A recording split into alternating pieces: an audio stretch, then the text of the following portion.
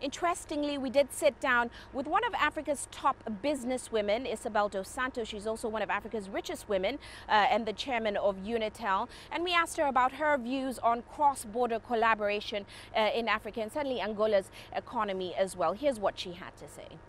If you look back 2 decades ago, 20 years ago, we didn't have African business symbols.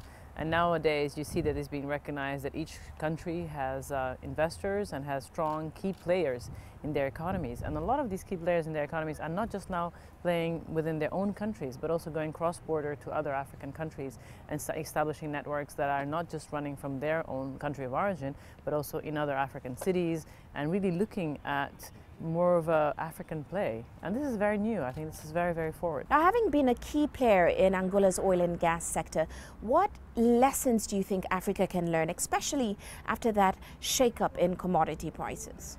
Well, I came into the oil sector through the eyes of a NOC, so a public, state-run company.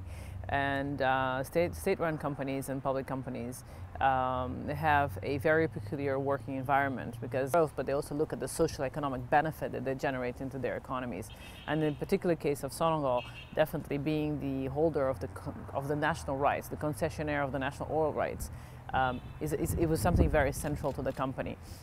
So public companies and private companies are run slightly differently. When we look at IOCs, they're much more focused on profitability, on having efficient management, on really looking at the best opportunities on which to invest. And sometimes we don't have the same alignment between a private company and a public company, where in a public company the priorities can be sometimes regional development or strategic development or providing employment in certain areas. So a lot more aligned with political issues as well.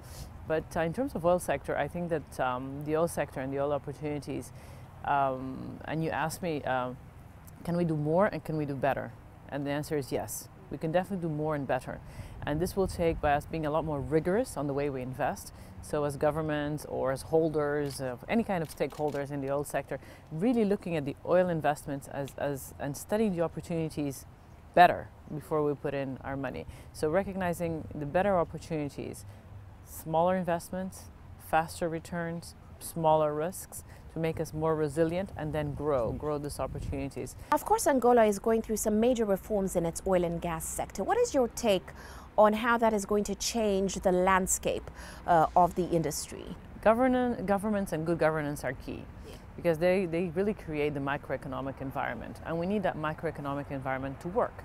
So issues of budget, really planning carefully the budget, recognizing where investment in infrastructure is needed. Because sometimes what happens is that we will invest in infrastructure, but are we putting that infrastructure in the right place? Are we putting that infrastructure close to employment, close to where the business community needs that infrastructure to be? So really having a more alignment between government and business is essential. And when government is driving policy, it has to make policy that makes sense. In terms of government policy is key to create a microeconomic environment, and having a close dialogue between the government and the business community is really very important.